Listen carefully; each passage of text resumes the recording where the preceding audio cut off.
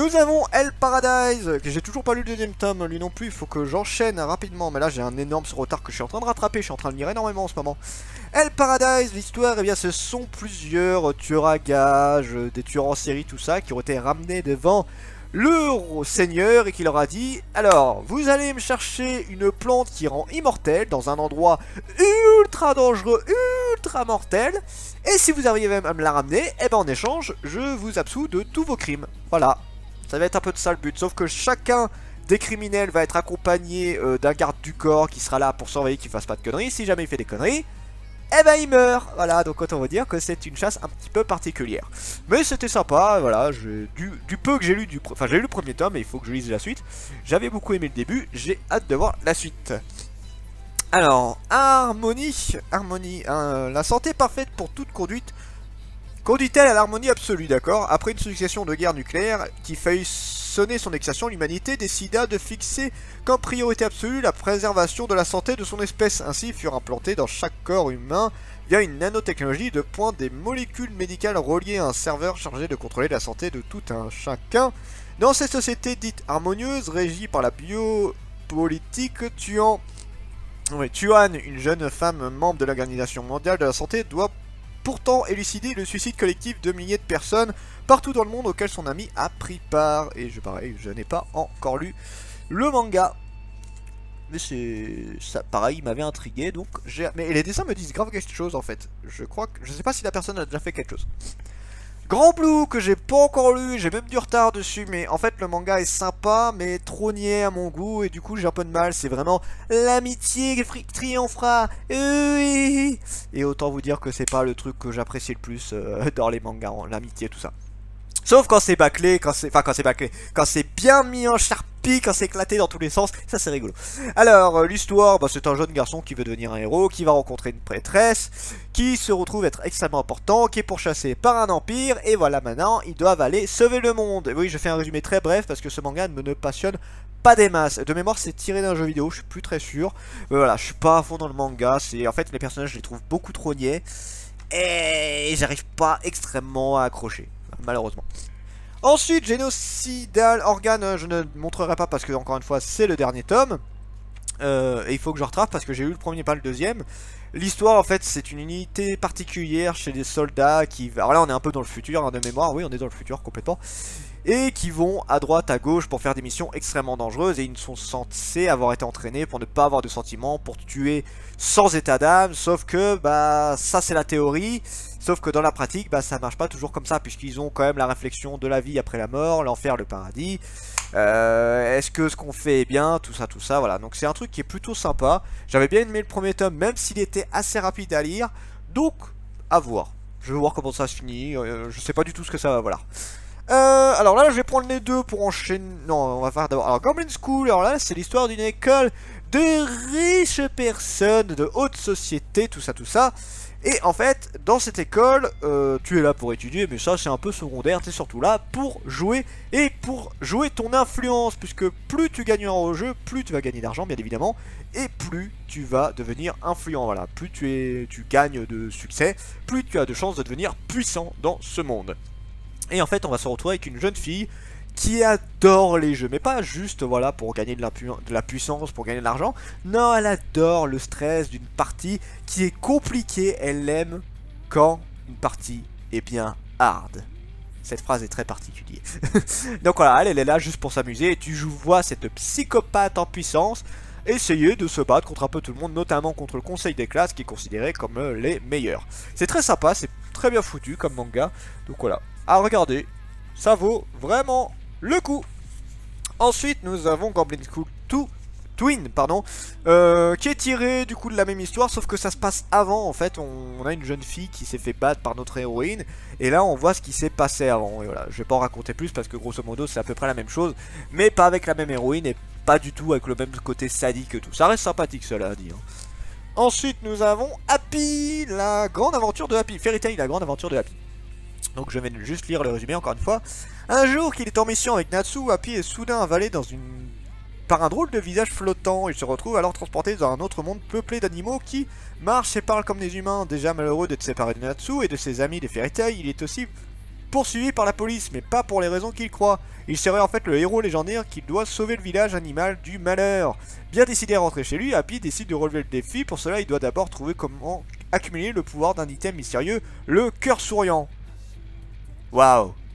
Ça fait vraiment le truc de RPG à 2 balles, mais... ça peut être rigolo, donc on va voir, je sais pas. Je vous avoue que pareil, hein, ça fait partie des nombreux achats que j'achète, sans savoir à quoi m'attendre. Dragon Ball Super, nous sommes le 8ème tome, et je vous avoue que j'ai eu un petit truc que j'ai bien aimé. Alors je vais pas trop parler de qu'est-ce que j'ai bien aimé, mais il y a eu un petit truc qui m'a fait bien kiffer dans ce tome là.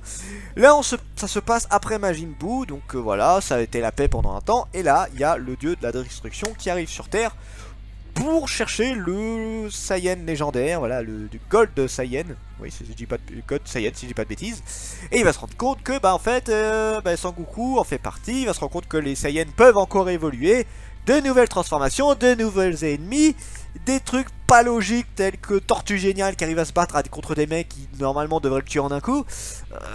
Je vous avoue que niveau logique de la Dragon Ball Super a plutôt bien flingué plein de règles qui avaient été établies depuis Dragon Ball depuis des lustres.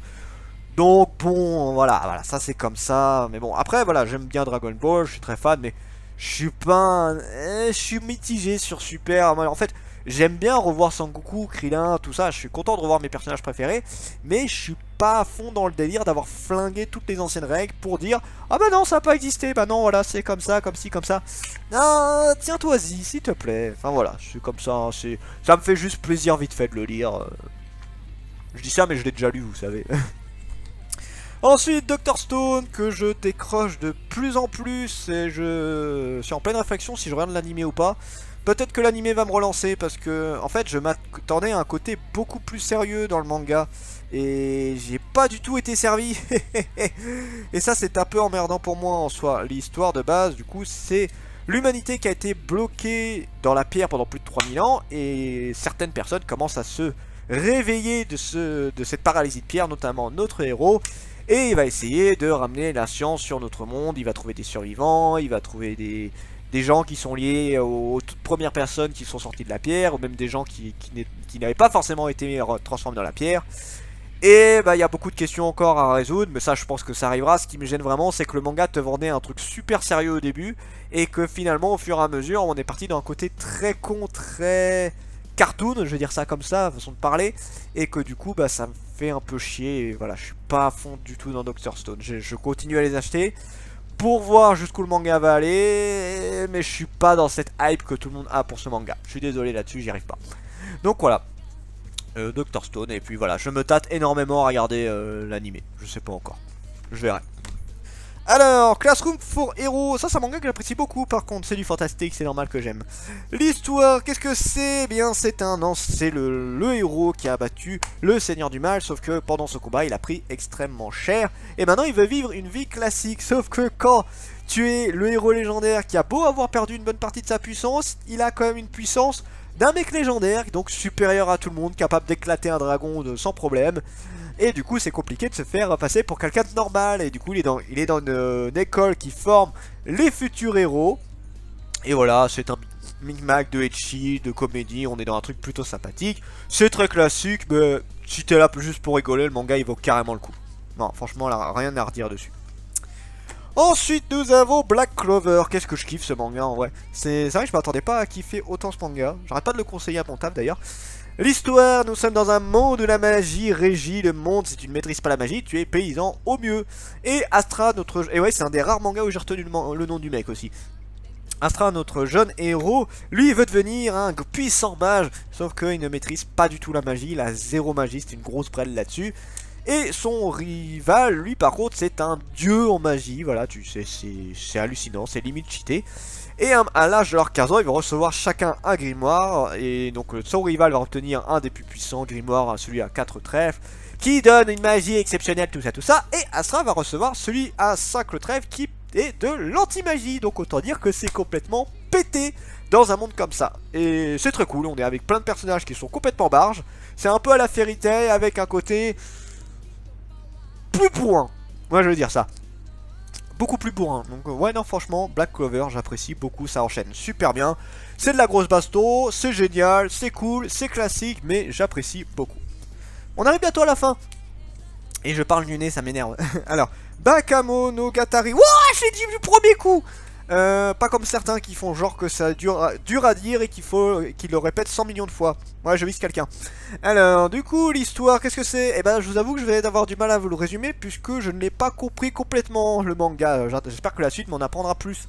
L'histoire de base, c'est un jeune garçon qui s'est fait transformer par une vampire de mémoire.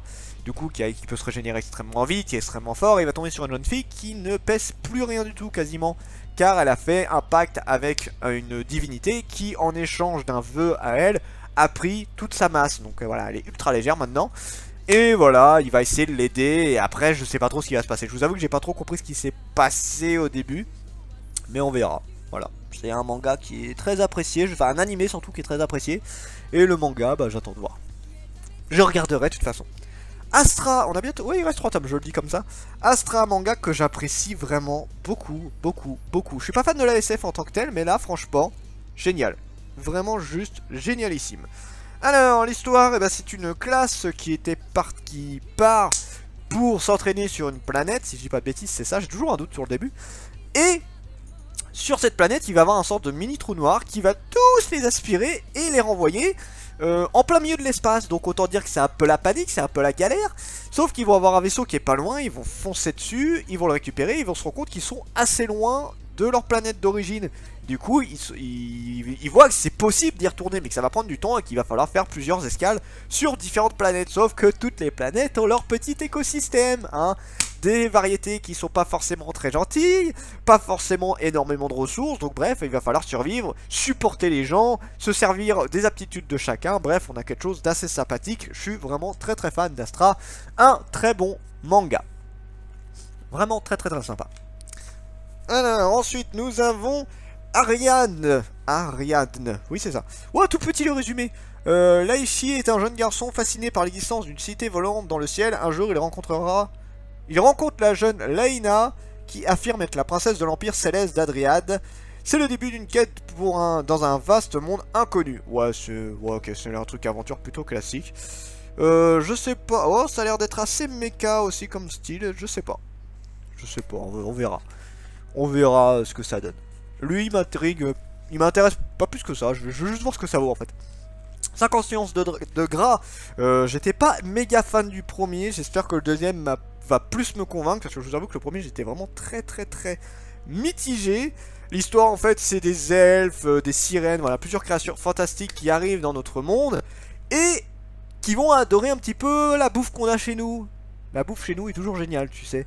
Et le problème, c'est qu'ils ne peuvent pas retourner chez elles tant qu'ils n'ont pas repris leur poids en arrivant. Voilà, c'est donc ils vont tomber sur un jeune garçon qui est là pour aider à maigrir. Et eux, il va les aider à maigrir, leur donner des conseils, tout ça. Sauf que à chaque fois, elles retournent dans la malbouffe. Et voilà, c'est un cercle vicieux. C'est drôle, c'est tranquille, mais voilà, c'est plus... je sais pas, c'est toutes les explications qu'il y a autour et tout qui m'ont un peu freiné. Il y a des moments c'est très drôle et d'autres c'est assez plat, je suis entre deux. Donc j'espère que ce deuxième tome va un peu plus me convaincre. Et c'est fini pour les achats. C'était pour mercredi seulement. Alors jeudi, vendredi, il y en a un tout petit peu moins. Donc bon là, j'aurais pas besoin de couper la vidéo en deux. C'était Dragmer et je vous dis à la prochaine, chers mortels.